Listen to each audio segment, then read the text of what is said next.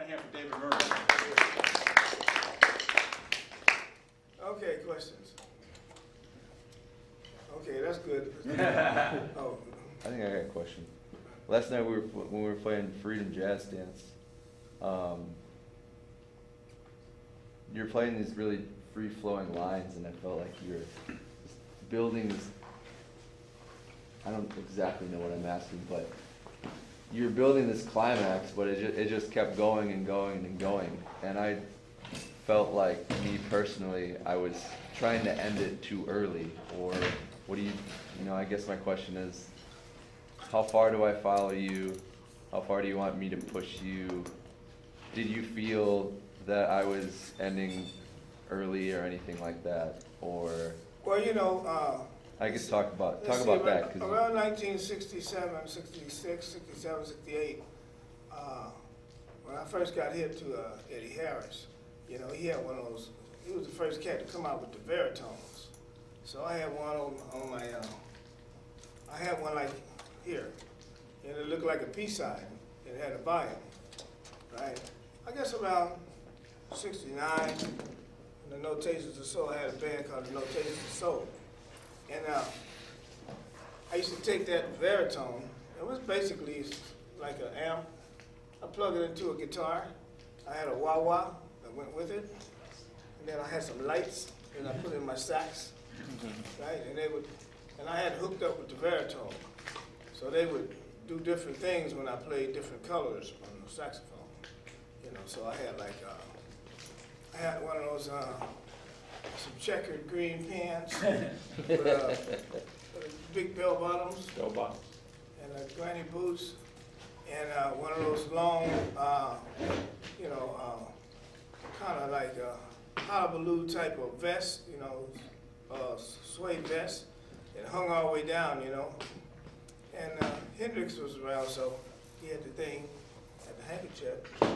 And so my whole thing was to make Eddie Harris's thing be more like Hendrix. You know? Yeah. So, and then he came in, and then he had this record called Is It In? He had a couple of different records. He had something like Plug It In or something, and then the next one was Is It In? Yeah. And then that's when he came up with this song that we played last night. Yeah. Oh, right on. So anyway, to answer your question, I'm thinking about more like, I remember 1970 when I met Jimi Hendrix. I shook his hand one time. He had played up at the Berkeley Community Theater, you know, from Berkeley. He's from Danville. How was that gig? See? Mm-hmm.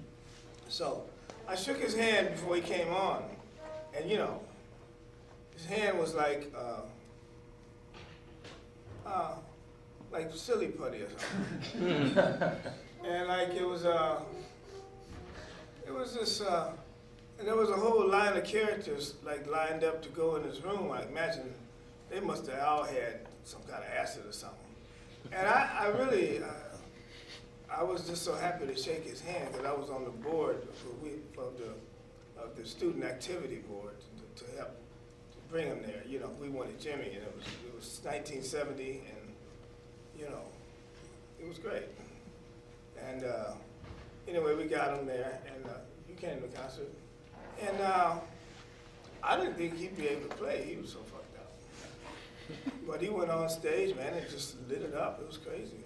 Yeah. So to answer your question, I wasn't even thinking about the saxophone when I was doing that. I was more like, Yeah. when I was thinking about that time when I was trying to channel Eddie Harris, and you know. Then later on, some years later, I was in the studio doing one of those albums with Kip Hanrahan in New York, and Eddie Harris was on the date, and it was a great thing because to see him, such a great musician, and Alan Toussaint was on the date too. You know? So we were in the sax section. He kept trying to sell me this electric trumpet. I don't know why. He had this trumpet with an alto mouthpiece on it, and I don't know. I didn't want to buy it anyway. But anyway, we were doing this tune of his called the Loop Guru Kid or something. You might have heard it. I don't know. And anyway, there was this little passage on piano, and from the sax section, Alan was like, couldn't make that passage, so he said to Alan, we stopped the session for a second, he said something like, I don't remember exactly, now he said like 2-1-5, he was giving him the piano from the saxophone section, he was giving the piano fingerings, and Alan took it in, he said, thank you. And then we played. And it was such a beautiful moment right there, because two great musicians and great respect with each other. And he just said, Alan just said, thank you. And that was it, and then we played it. Yeah. But anyway, I don't know if that answered your question or not, but, Yeah, I think it did. You know, all right. You had a lot of involvement with, I mean, you played with the Grateful Dead and all that kind of stuff. How did Well, he you was do asked, you know, Jason asked me in the car. Mhm. He told me that Charles Charles Neville Neville passed away last night. Oh, last night? Yeah, and that's Shit. a fucking drag. That's a Didn't hear drag. that. That's a drag. Whoa. God bless him. He was on that Grateful Dead gig. Yeah, we did it was a weird thing because it was a Mardi Gras, you know, and I guess it was if it wasn't the Coliseum, it would have been at the Oakland Coliseum. If it wasn't at the Crown Palace, which was probably tore down by then, it was probably at the Coliseum where the Warriors play now. I guess they call it the Spectrum or something now. Before it was the Coliseum. So anyway, we did this Mardi Gras. Bill Walton was there, because I met Bill Walton. He was the Grand Wizard of the Grateful Dead Mardi Gras. You know, I had met the Grateful Dead because Bob Weir, myself, and a couple of writers, Michael Nash and Kerry Williams, and Taj Mahal, we all worked on the music, and we were going to try to get to Broadway doing this show about Satchel Paige, which was one of the passions of Bob Weir. And, you know, we did a lot. We wrote all kinds of stuff. We got that close to Broadway. Then came the show Damn Yankees, and it kind of screwed us up. But those are the breaks. But, yeah, what was the question? Well, I mean, your involvement with the Grateful Dead. Oh, you yeah, know, but- yeah. Well, that was one of the things. And the thing was Charles Neville. My band was there. They had my band, I think we called it used to be the Notations, but it ended up being another, Octofunk. They had my band there as well, and they had the Neville brothers, and they had Bill Walton. We were part of the entertainment. At the end of the concert, I played with the Dead, and Jerry Garcia was alive then. And then all of a sudden, the Neville brothers had played before, and then all of a sudden, the Neville brothers just came and surrounded us. And they all were playing keyboards, except for Charles. He and I were there on tenor. It was nice. That was the last time I seen him, anyway. Yeah, I'm sorry to hear you pass, man. Yeah, me too. That's shocking to me. That was some wild news this morning. Yeah. Such a sweet cat. Real sweet cat. Great player. Yeah. Yeah. Anybody else? What are your projects now? Now. Yeah. Oh. Well, the World Sax Quartet, we're pretty much done now. I have a group with my son, Mingus. He plays guitar. We call it Class Struggle. We just did a gig, and we do gigs around That was East Coast. that was the gig you did at the Vision Festival 2 years ago. Yeah. I think we played a couple years ago. And we're going into the Vanguard on the 19th of June, and we're going, in a couple of weeks, we're going over to Austria. We just played in Sochi, Russia, in the Olympic Village of Sochi. Actually, it was the first jazz concert that they did in the Olympic Village, where they had the Winter Olympics 4 years ago. So that was fun. I'm trying to develop that music with my son. Is trying to take my music a little further. He's starting to bring in, you know, beat boxes and the stuff young people like and stuff like that. So he's trying to incorporate that into my music, and he'll probably get some. I don't know what he's gonna do, but I'm open. Trying to. I told him it's just as much as his group as it is mine, because I'm pretty much. I always feel like I'm on my third life. You know, my first life was, you know, kind of growing up in Berkeley and going to Pomona College, and then coming to New York and trying to do independent study. You know, I went to interview who's that guy who came up with Silence? Cage? John Kay. I went to interview him. He didn't talk for about an hour. Then I went to see Arnett. He was sleeping in a chair with his feet up. So I had to play pool with him for a couple of days. Yeah, I finally got an interview, and then McCoy Tyner, he was kind of sad looking. But he's a nice guy, very nice. And then Cecil Taylor, who just passed away. And when I met Cecil Taylor, it was very strange because he had some kind of issue.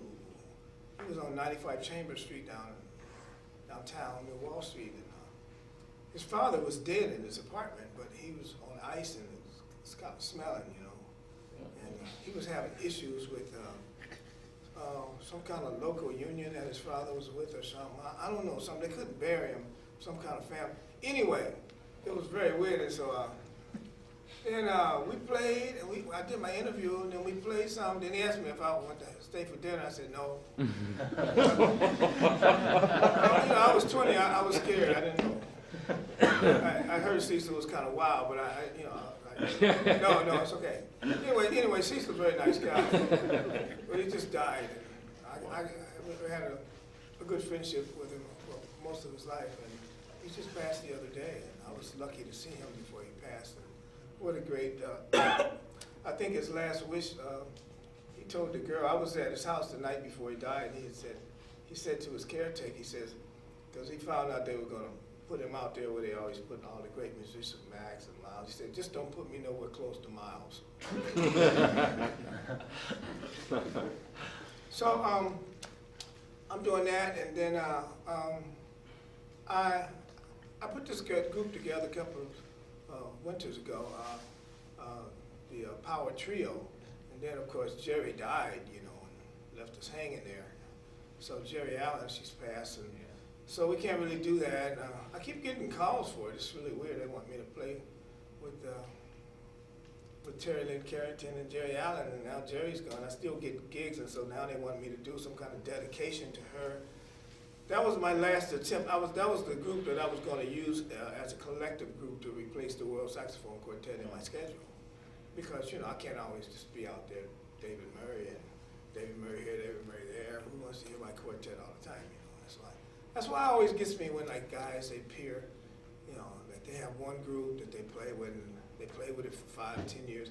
I mean, for me, every time I do a record, you know, I gotta get another piano player or something, because you know, piano takes up a lot of space on a record. You know, after a while, how many records can you do with the same piano player? So I mean, I fired the great John Hicks. I mean, I take pride in that.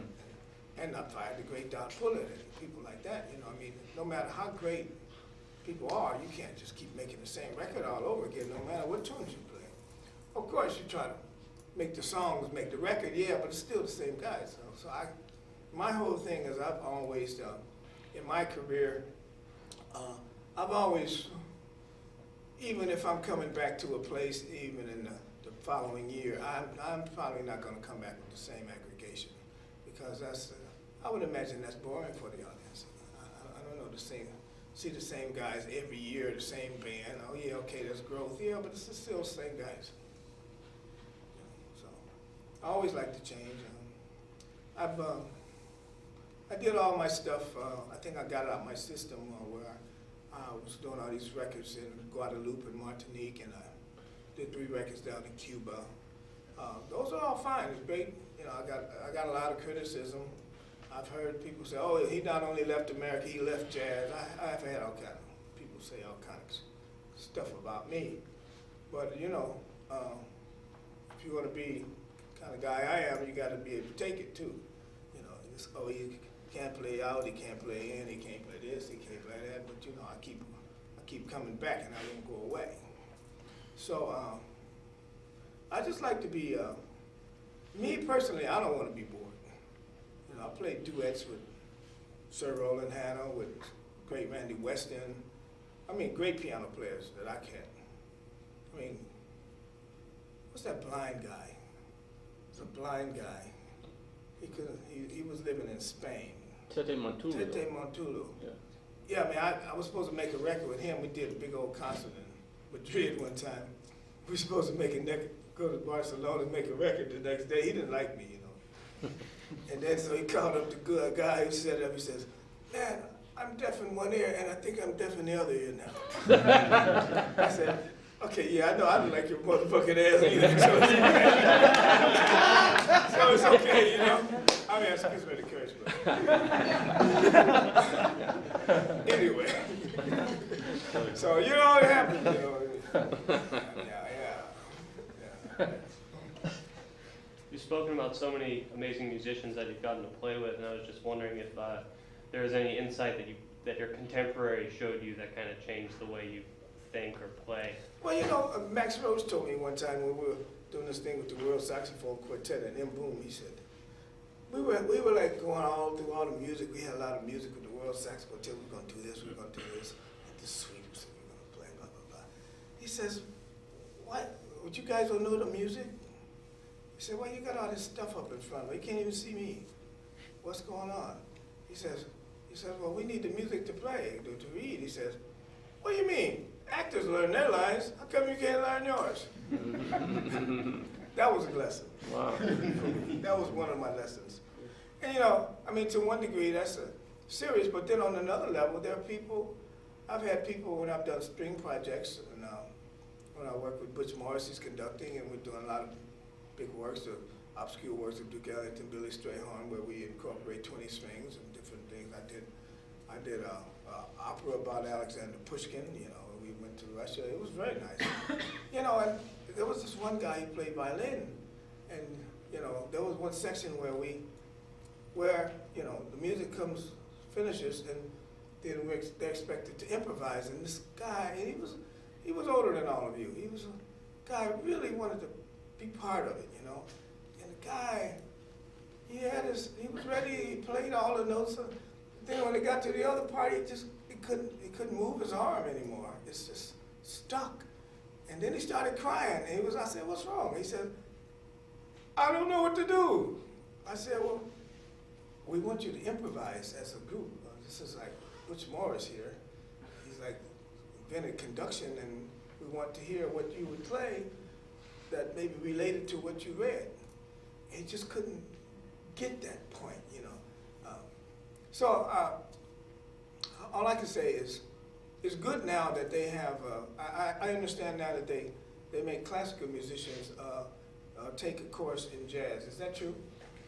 Is that true? Some kind, at least a listening course or something like that. Yeah. Is that true now? Well, you know, some schools are like that. Yeah. You know, I know when I was teaching at Loyola, they made for guitar students, they made all classical students take a semester of guitar, jazz guitar, Yeah. and vice versa. Yeah. You know, which I thought was a good. Yeah, I hear they're doing that all over the nation, which is good. I mean, at least they should even know who Monk is or something, you know.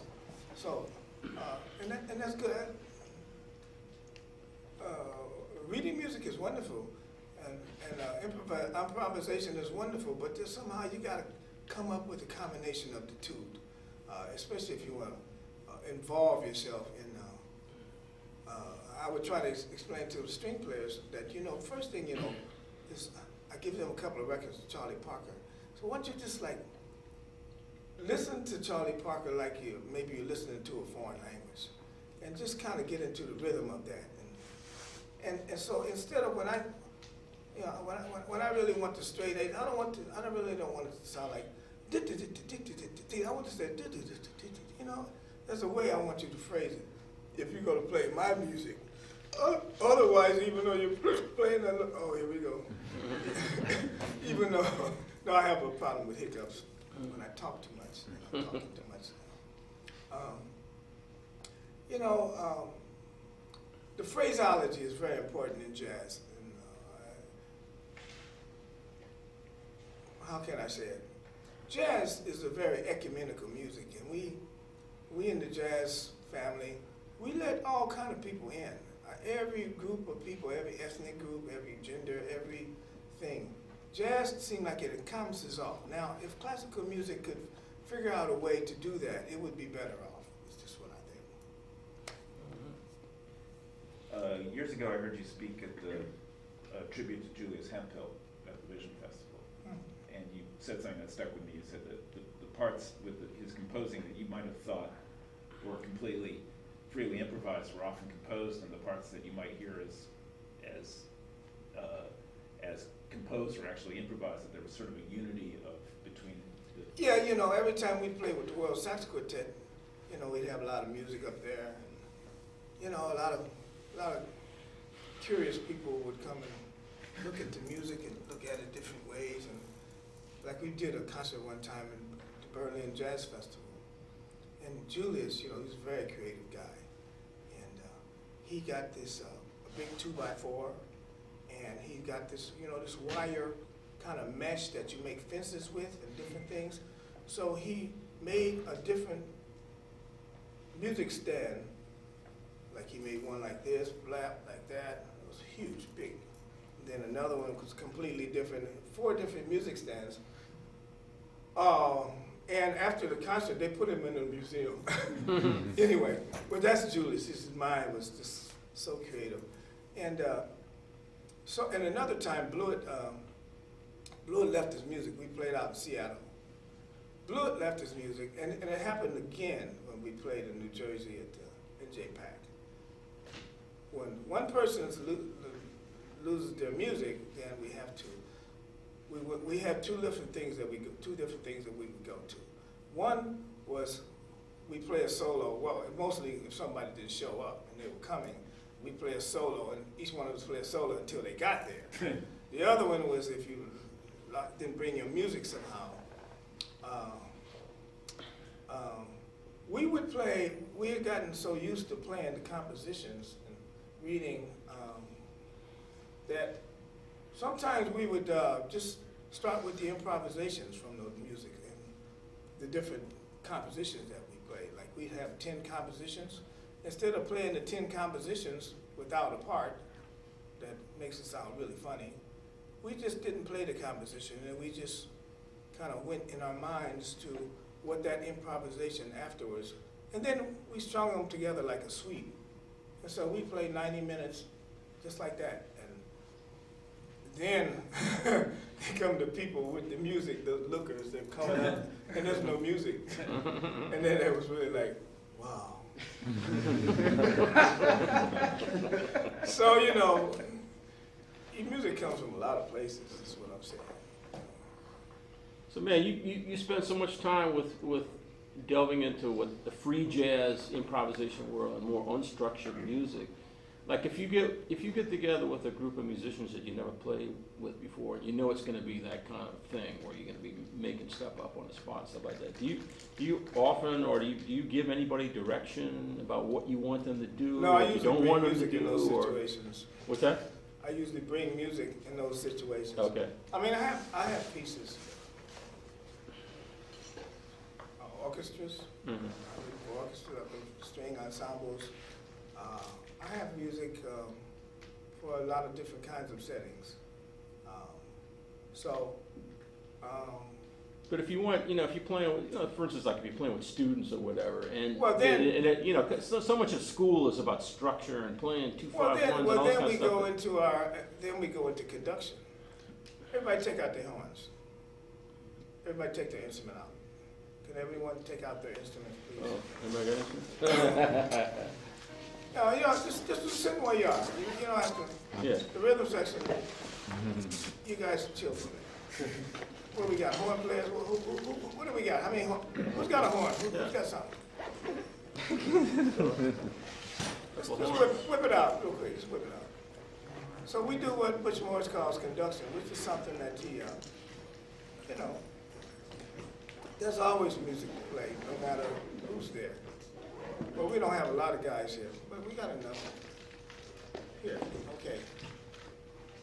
You two guys, give me a whole note. Just play a whole note. Just play a long tone. Okay, I'm gonna do what Butch Morris Why says. don't you get up there, man? Just stay where you are. Stay where you are. It's Yeah? okay. It's Okay. okay. Just play up.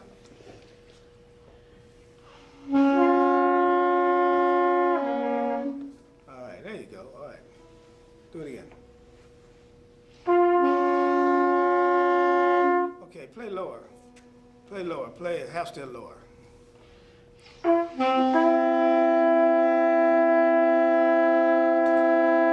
Okay, just watch me. All right.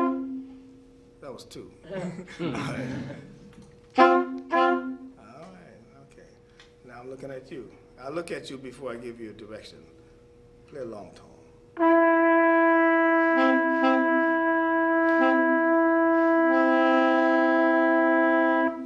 Something like that. Now you imagine if there's 90 people over here, we could do a lot of different kinds of things. You plugged up? No, you're not plugged. Okay. Anyway, you guys get the idea. Yeah. Conduction is conducting. You could do, I mean, if we could even do it with voices. We could do it with dogs and cats or whatever. Right. I mean, that's Butch's idea of conduction. So there's always something that you can do. Even that you're not even talking. You count rhythms, and then in the middle of that, slide somebody a tune. Okay, we're gonna do that. That's gonna be the intro. Then we're gonna we're gonna play a tune like, boom, boom, boom. Come on, switch sticks. Boom, boom, boom, boom, boom. Wait, two guys.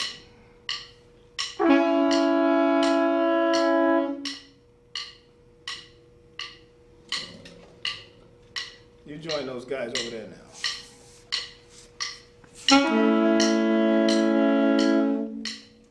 Okay, you say now, I'm gonna say, have you guys say, bop, bop, bop, bop, bop, bop, bop, bop, bop, bop, bop, bop, hit. 1, 2, 3, 4. Dun, dun, dun, dun, dun, dun. Okay, stop. That's the idea. Now eat the sandwich. Anyway, yeah, there's always something we could do. I mean, Butch Morris could do that with 100 people, and it sounds like one continuous composition. He had a real talent for that. Unfortunately, he's dead now, but he actually developed that in my big band during the 80s and the 90s. He kind of expanded it. I think the first time he seen it was with Charles Moffett. I mean, Ellington used to do this. He used to do conduction inside of his band. You look at some of those old videos, he's doing all kind of stuff. They're way off the paper sometimes. The Ellington band, way off the paper. In fact, I know cats that were like Julius went to sub one night with the Ray Charles band. Somehow the alto player didn't make it. And then he made the mistake of drinking with the guys before. Well, he didn't realize that, well, I guess he should have, that the guys, they all knew the music. And the music that was written, those guys have been playing that music for years. So they're far away from the music that was even written. They've taken it to a better and more swinging place, you know. So he would have been wrong either way.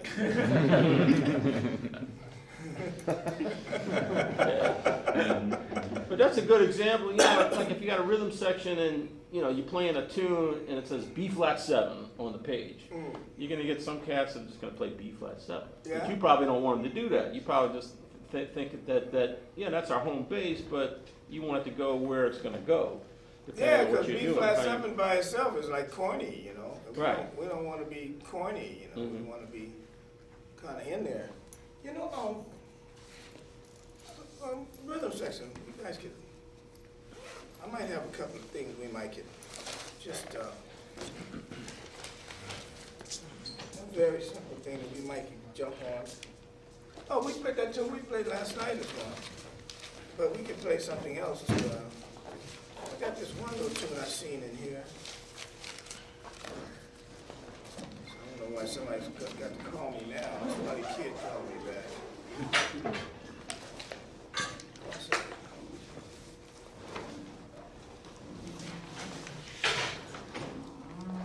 You guys, any other questions while you guys are?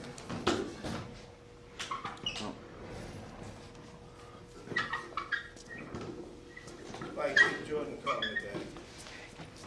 What'd you say about, Kid Jordan? Oh no, that's my phone going off. Did you all play a lot together, Kid Jordan? Yeah. Oh, yeah. Yeah, Kid Jordan is actually the one who put together the World Sax Quartet. Somebody, we have access to like a Copy machine. copy machine, just to make a couple of copies of this. How did the kid put together the saxophone? Yeah, this one too. Just a couple. Dave, can you talk about kids' role in that? Yeah, you know, because kids used to come to New York. He and his piano player used to come to New York every summer, you know. And they would check out cats, and so he wanted to do a concert, and he picked me, and Oliver, and Julius, and Blewett, and asked us to come down here to play a concert at his school. Now, when I went to, and when we did it, this is when I went, Winton and his brother, they were students at that school, these bright young kids there, bright-eyed kids, you know. Yeah, we did this concert, and Alvin Fielder played drums, and London Branch played the bass, and we had 4 saxophone plus kid. So after that gig, we went back to New York, and we did a gig at the Tin Palace, and then we called ourselves the World Saxophone Quartet. Right? And that's how, that's really, it was Kid who actually put us together, because we hadn't thought of that. It was Kid Jordan who thought of that. Yeah. So I was just telling the story the other day that the last record that we did was a live record in Berlin at some festival, and we were all supposed to go. Well, Hempler had been dead for a while, but we were all going to go, and then at the last minute, Lake couldn't go, so we got Kid to do it, and. Then after the record, after we did the concert, they had taped it, and so somebody wanted to make a record, the radio or something. The guy had made a deal with the radio, put the concert on, and he wanted to do a record, and the record came out and got a really good review. And somebody said that, wow, Kid sounded really great in Oliver Lake's chair. And I think Lake got kind of pissed. And we paid him $1,000, even though the record came out, and we gave him some money just not even being on the record because he's in the group, and we didn't have to do that, but he's still pissed. So that's when the bad vibes started with the band. And after a while, we just said, fuck it, man. Yeah. 42 years, that's enough. Long time. There's no sense of crying over spilled milk, man. And I mean, what? Kid was supposed to sound bad or something? No. Kid is Kid. Kid is great. Yeah. You guys are lucky to have him here. Oh, yeah. You know. Oliver's come down and played with kids since then, so I guess. Yeah, no, they're all cool. We're all cool, man. No, don't think that we're all fighting each other. No. It's just that he did get a little ticked off. Yeah. And even though he gave him, you know, it was just a weird thing. You know, no, we're all, I still talk with Oliver, but it was just, after 42 years, man, every group should break up. I mean, can you imagine? I mean, you know, especially if you're working a lot, you know, there were times when we would travel on different train cars, you know. Yeah. I mean, when we first started, if you listen to our first record, all the records of World Sax Quartet, at the first record, it sounded like Star Wars. We were like, everybody trying to outblow each other. It was a mess. And then it took time for it to develop into actual music. I mean, I have no idea what the audience thought. Probably bad things. But by the time we got together, we concertized, and then I think we revolutionized some things. Now there's a lot of more saxophone quartets because of us, you know.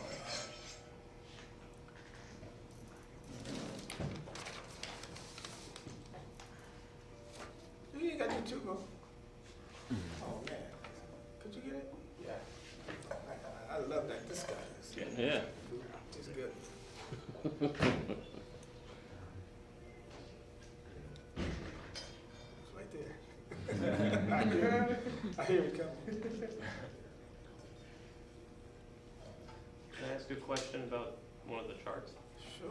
So I noticed on your composition, you have some chords that are written with extensions and then some, like the C chord is just a triad. Am I right to assume that you explicitly want a triad on that? Yeah, Okay. it's pretty simple. It's, you know, it's more like a church tune. Okay. It really is not really complicated. Okay. It's not. But I wanted you to look at that spooning. Actually, it's kind of like almost like a tango. But that sticks out there.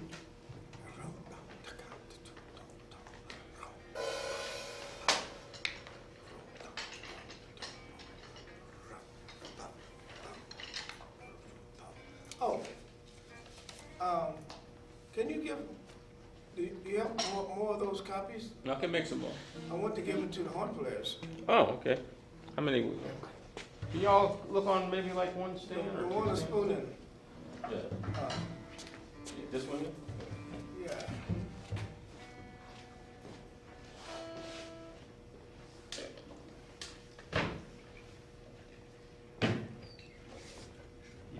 Any more questions?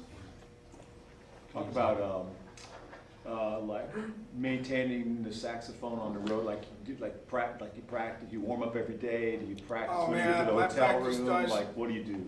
My practice starts about before breakfast. It's like old man warm-ups, like I call them old man warm-ups. That's just long tones. Yeah, It's 8 beats, yeah, 8 beats every note. Go all the way up, chromatic scale. Come all the way down. Hoopla. By the time you get down, that's enough. yeah, 8 beats. It's very slow. Then there's breakfast. yeah, You know, get yourself together.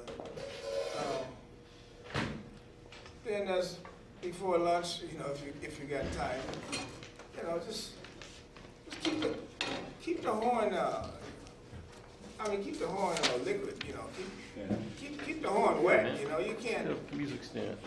just think that you're gonna jump up there and the horn's not warmed up and you've been traveling all day. I don't care what you've done.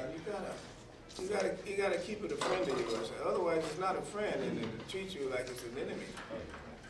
And that's more so with a brass instrument. So come on up, sir. Come on up. Yes. Yeah. This is a kind of a cool piece. It's the Butch Morris piece that I like to play. You know, Butch Morris was one of my best friends, as you probably know. And I recorded like 28 of his songs over my career. And the reason I recorded his songs because he couldn't do it himself. He was incapable of doing it. All he wanted to do was wave his arms. And then before that, he played the cornet. Then he was trying to tell you excuses how come his chops was hurting, blah, blah, blah, blah. But what he really wanted to do was be a conductor. And I understood, but I was still pissed off. But, so I would take his songs, like I said, I recorded, I have nearly 200 albums of my own. At least I could record 28 songs with my friend. To me, it wasn't no big deal. But I'd asked him to come to the studio. I have rhythm sections, Eddie Blackwell, you know, John Hicks, and Ray Drummond. At least I could record my friend's song. You know what I mean? I got the bomb rhythm section, you know. He just got this song.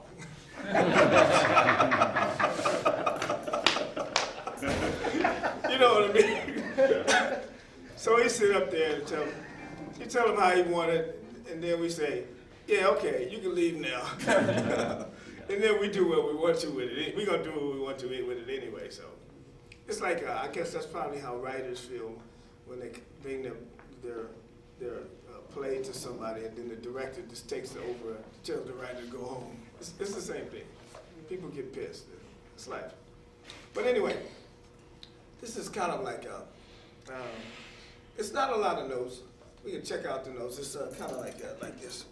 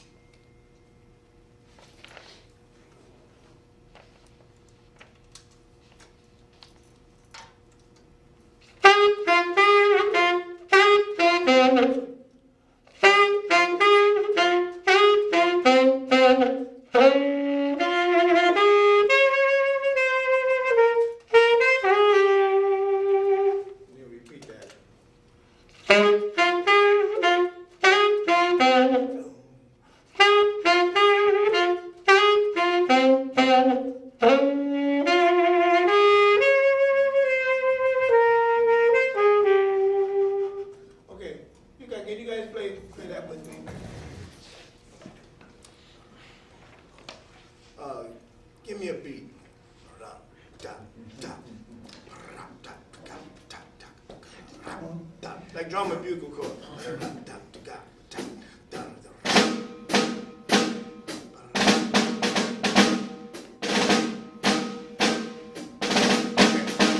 Okay, now think of the drum and bugle chord, but now think of tango now. 1, 2, ra, da, da, da.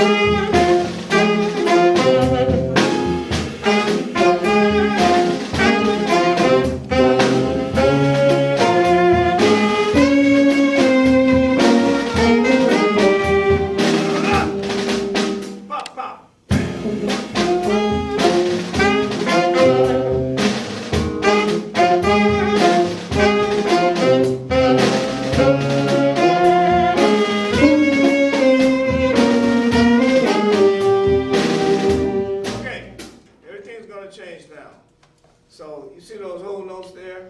So now we're going to be here. 1, 2, rhythm section here. Ba, da. You hear 1, 2, 3, 4, 2, 2. So you write. So your bar is going to be like this. Even though we're playing here, da, da.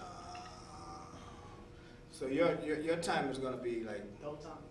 Yes, it might even be more than double. It's more like quadruple time. 1, 2, 1, 2, 3. Da,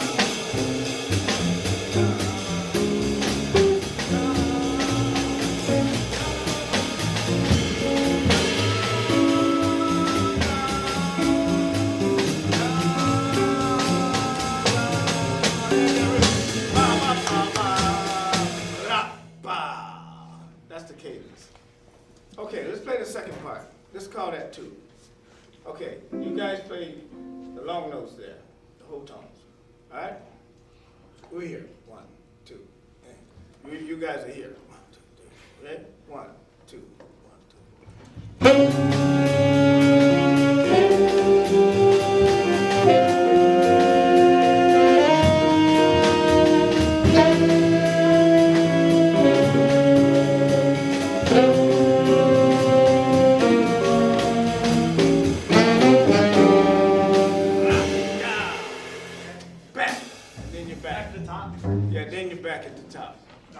Okay, so that's the form. So it's like AAB, the form itself, like AAB.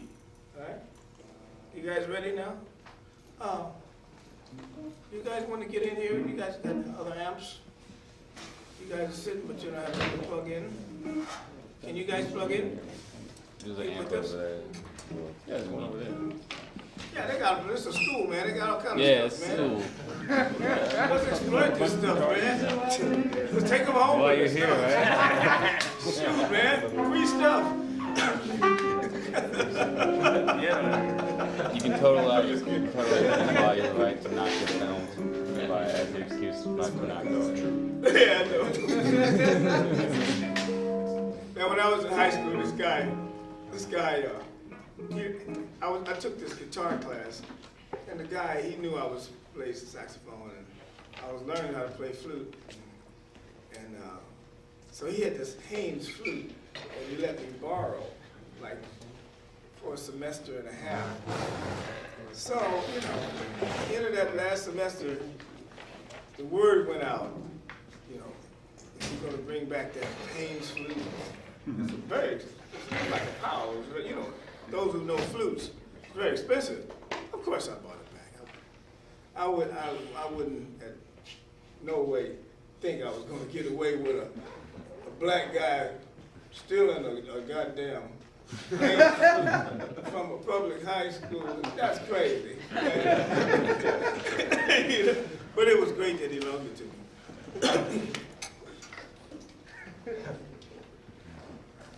You still play flute? Huh? You still play flute? No, but then there's another story. You guys want to get into my stories. We'll get to the music in one second. I got another story about that. It's so funny that, you know, how in AA, you know, you have to come and make clean on some things that you did. So I had a friend, named, let's call him Kwame. I had a friend back in junior high school, and you know, somehow my friend and some other guys that were some friends from another neighborhood that was worse than the one I grew up in. Well, these guys had it in their mind that they were going to steal all of the instruments out of the band room at Willard Junior High, and like, so they did that. I was like, wow, we couldn't believe it. Me and my brother were in the school. It was like, wow. And then on Tuesday morning, after the weekend, we come back in the band room knowing that our instruments are gone, and then there's one alto right in the middle, and it's the one I was playing. So all of a sudden, like, how come your alto is the only one that's here? I said, I don't know, man, and I didn't. So about 10 years ago, this is back in '68. So about 10 years ago, my kid was on the basketball team at this college, El Diablo somewhere. And the guy comes up to me and says, I got to tell you something. And he was a coach, some kind of assistant coach. He said, I got to tell you something, David. You know, you remember when all the band instruments got stolen? You know, it was me and the twins, Quentin and the other stupid friend of his. He went to like, he couldn't pass like even 6th or 8th grade, this guy. He says, we were the ones that took it. And then somebody said that was your saxophone. And that's why it came back. And I said, oh. So all that time, he held that. But he had to say it to me because he had been through AA. I said, wow, man. You should go tell the Berkeley schools. You really should go tell them the story, because you know, they looked at me like I was in on it or something. I said, man, you know, anyway, don't steal instruments from me, because you'll be an alcoholic. Sorry. Man, listen. All right, here we go. Okay. Wrong. Give me that first note. Actually, let's let him start.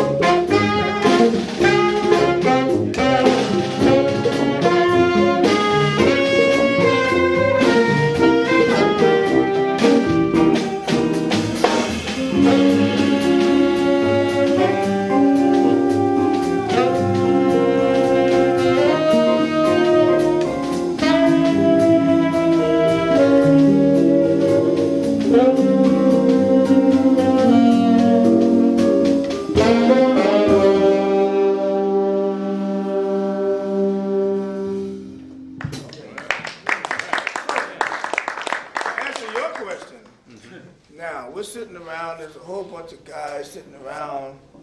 You know, we're not gonna do like Sonny Murray used to do, and those guys back in the 60s. They would do stuff like, somebody pick up the phone, man.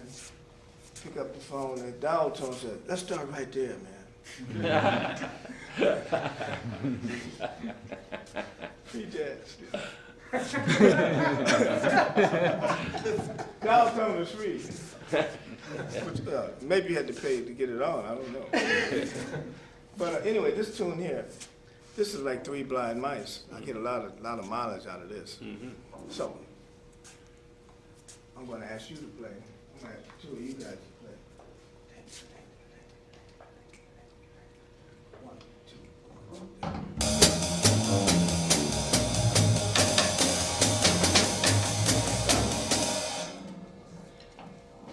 I'm gonna ask you guys to play. Three Blind Mice.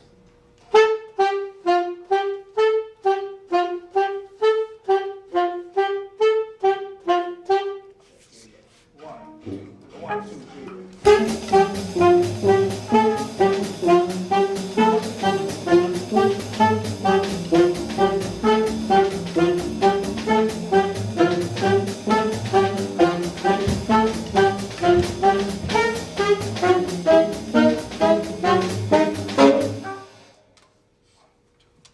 okay.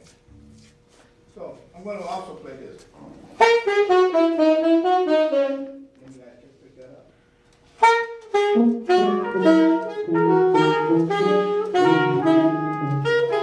Another beat back.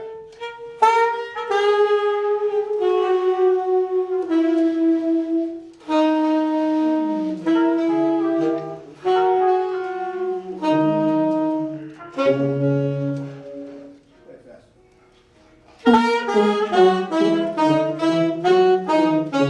Okay, so we're gonna play that at the end of that chorus. All right, that's it. You guys, super copy. Any key. In fact, play different keys. A-tone, complete. Here we go. Okay, here we go. 1, 2, ready, go.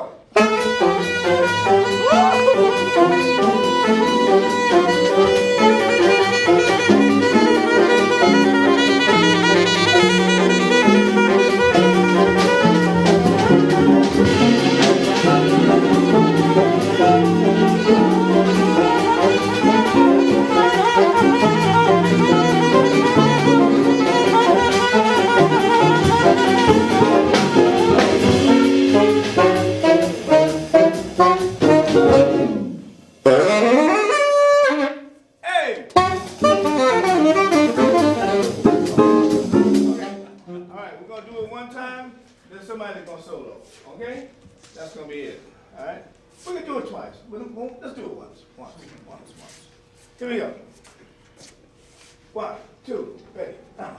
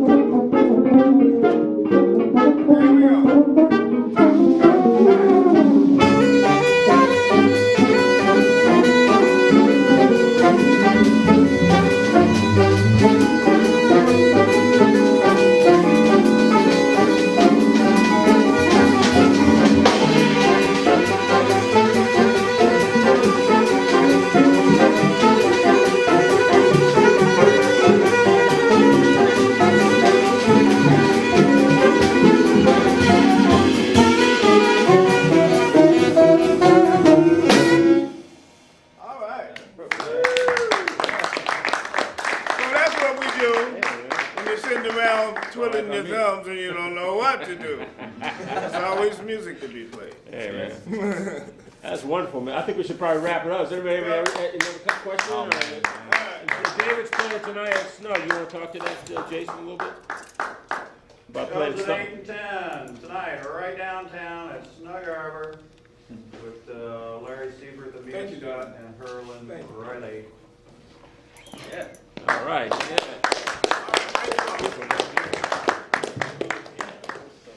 Yeah, David. Don't steal instruments or you be an alcoholic.